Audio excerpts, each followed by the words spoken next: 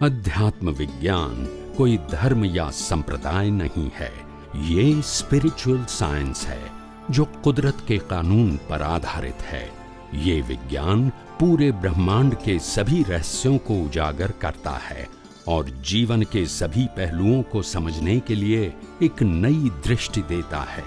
इसी को art of vision कहते हैं, दुनिया को देखने की एक नई दृष्टि, जो अध्यात्म विज्ञानी परम पूज्य स्वामी श्री कमलेशानंद जी के निर्देशन में सनातन सत्य का अनुसंधान कर हमारे जीवन को प्रकाशित करे। जय सच्चिदानंद। जीवन के अंदर एक बात जरूर ध्यान रखो, जितनी सरलता होगी, इतनी सहजता होगी और इतनी जीवन जीने में सुगमता होगी। और सरलता तब होगी जब आपके जो विचार है, वो उसकी जो डिमांड है, वो केवल नेसेसिटी तक होगी। बाकी इच्छा पूर्ति तो किसी की होती नहीं। समझ में आया? जी सर। कुत्ते गाय बिल्ली को भी खाना पीना रोटी मिल जाता है, तो हमको नहीं मिलेगा? मिलेगा। जो नेसेसिटी है वो मिल जाती है, बाकी इच्छाएं किसी की पूरी नहीं होती। समझ में आया? और शुरू में आते हैं, हो सकता है उसको सुनने के बाद कुछ ज्यादा समझ में नहीं आए, ऐसा भी हो सकता है जी। और अगर उन्होंने सुना है ध्यान से तो अनुभव में भी नहीं आए, ऐसा उसको लगता है। आप समझे? और इसीलिए कई सारे लोग बोलते हैं कि हम पहली बार आए हैं या दूसरी बार आए हैं और अभी हमने 1 घंटा 2 घंटा जो कुछ भी ये अध्यात्म के बारे में सुना, तो फिर हमको तुरंत अनुभव होना चाहिए, ऐसा लोगों की कल्पना होती है, अपेक्षा होती है। तो इन लोगों को मैं कहना चाहता हूँ, आपने जो 30, 40, 50, 60 साल से जो धर्म का पालन किया है, उस धर्म के अंदर आपने कभी ऐसी डिमांड किया है कि मेरे को ये धर्म अभी अनुभव में नहीं आया? आपके गुरु को कभी प्रश्न किया है? और आप 2 घंटे में यहाँ अनुभव की सीधी बात कर देते हैं। 60 साल तक जो धर्म का पालन किया, वहां अनुभव का हमने कभी प्रश्न ही नहीं किया। मैकेनिकल क्रिया करते रहे, तप जप माला पूजा पाठ करते ही रहे, कभी प्रश्न नहीं किया हमने कि हमको अनुभव नहीं हुआ। और यहाँ पहली बार आएंगे, दूसरी बार आएंगे कि स्वामी जी हमको तो अनुभव नहीं हुआ। देखो ये चमत्कार है नहीं, आपकी डिमांड ही गलत है जी। क्या बताया? डिमांड। तो ऐसे लोग आते हैं, तो इसीलिए मेरे को तो सभी प्रकार के प्रश्नों का उत्तर पब्लिकली देना है, रिकॉर्डेड देना है। सही बात। ताकि जो लोगों का प्रश्न होगा उनको समाधान मिल जाए बिना प्रश्न पूछे। सही। समझ में आया? क्योंकि मैं सभी लोग जो आते जाते हैं देश विदेश में, कि मैं उसका ऑब्जर्वेशन करता हूँ कि कौन से प्रकार की उसकी अपेक्षा होती है, कौन से प्रकार की उनकी ख्वाहिश होती है कि हमें यहाँ आया तो मैं कुछ मिलना चाहिए। आप समझे? तो बात ये है, हर बातों के लिए अनुभव करने के लिए आपको समय, शक्ति और इंटरेस्ट भी लगाना पड़ेगा। कोई चमत्कार नहीं होगा। समझ में आया? अगर बच्चा स्कूल में जाता है पढ़ने के लिए, हम फीस भी देते हैं और बच्चा और माता पिता भी उसके लिए समय देते हैं, फिर भी बच्चा इंटरेस्ट नहीं रखेगा तो नहीं पढ़ सकता है। बोलते नहीं है। आप स्कूल में ऐसा नहीं कहोगे मेरे बच्चे ने पूरे साल तक यहाँ आया, इतनी फीस दिया, हमने भी मेहनत किया, तो फिर पास क्यों नहीं हुआ? ऐसा नहीं बोल सकते आप। नहीं बोल सकते। बोलते नहीं है। नहीं बोल सकते। Yes no? यस। और यहाँ 2 घंटा के रिजल्ट मांगते हैं। नहीं, you try to understand what kind of mind you have. आपका माइंड कैसा है?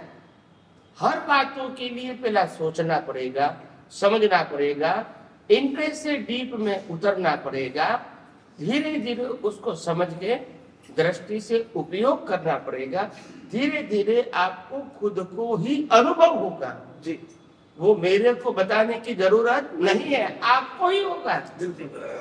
मगर बिना समझे आप कहोगे अनुभव होगा, तो ये चमत्कार नहीं है। तो इसीलिए बहुत सारे लोग ऐसे होते हैं जिसकी डिमांड ऐसी होती है। क्या होती है? डिमांड, सोच। तो क्योंकि अभी का जमाना जो है वो क्या है? इंस्टेंट का है। क्या है? इंस्टेंट। समझ में आया? अभी ही चाहिए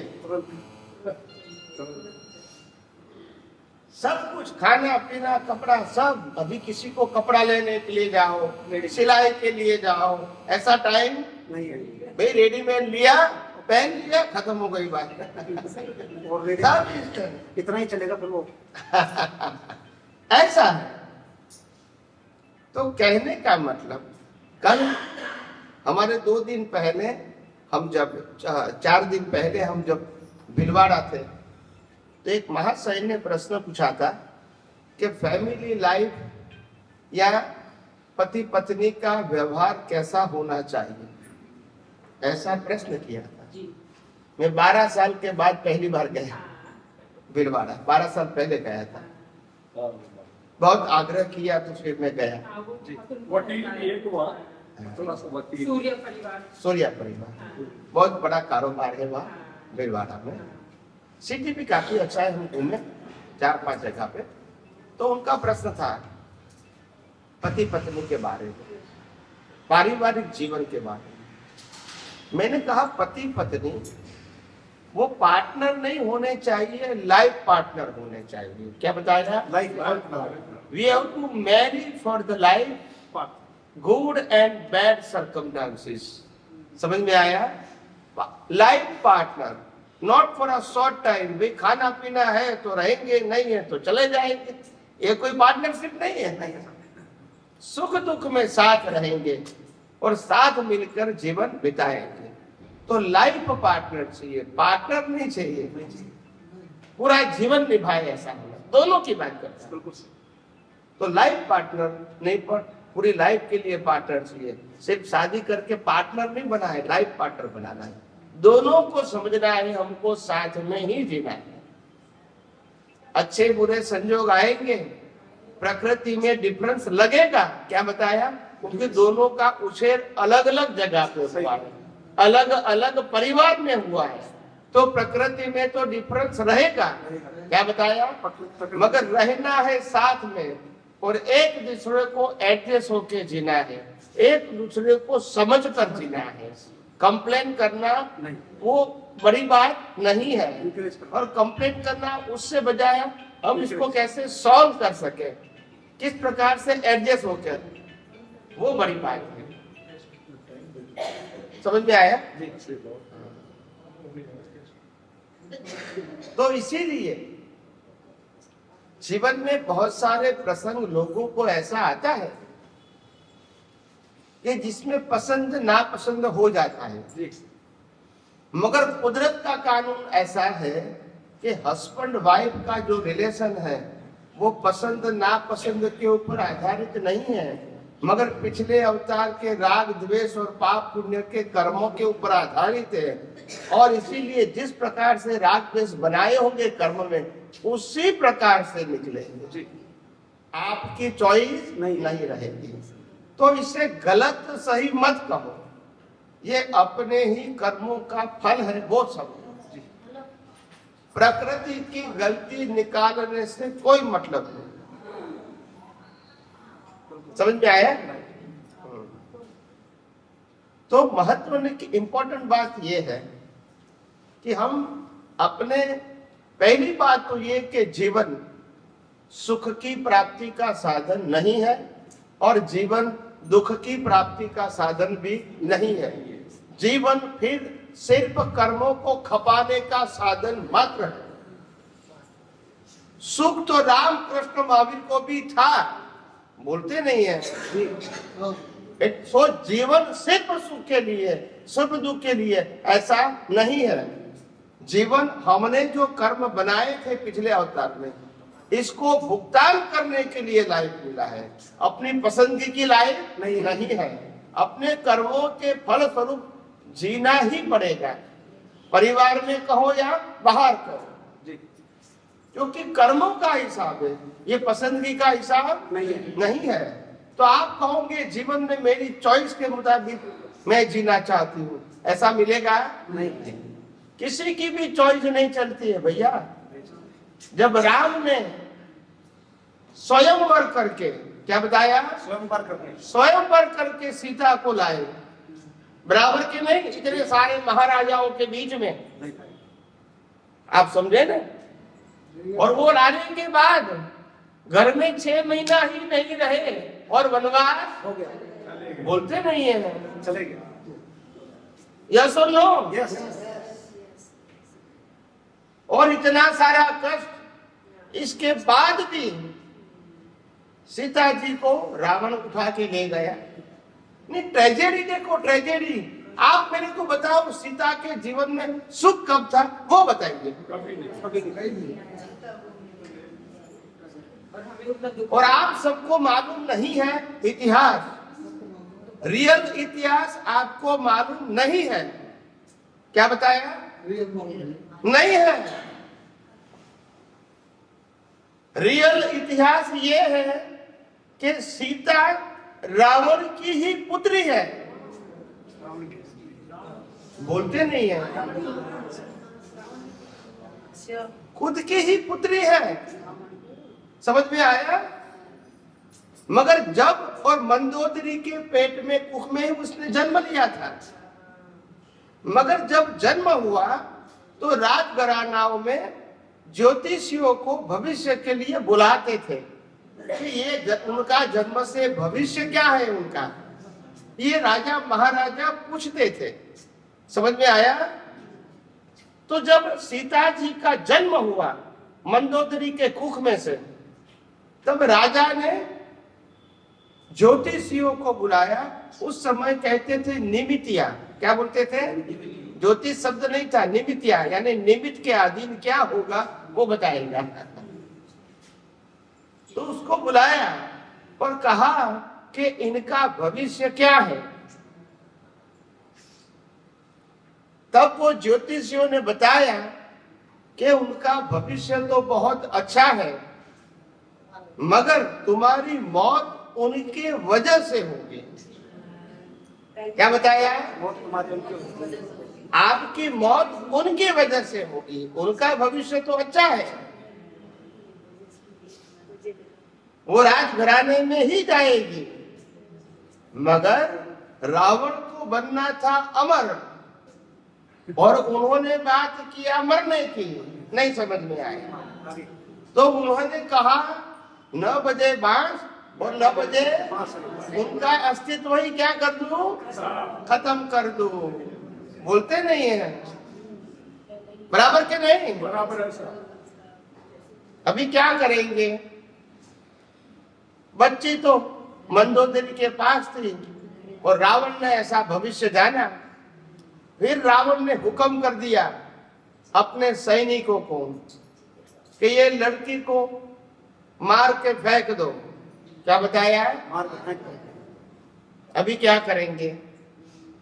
ये तो राजा का हुक्म है, मानना ही पड़ेगा।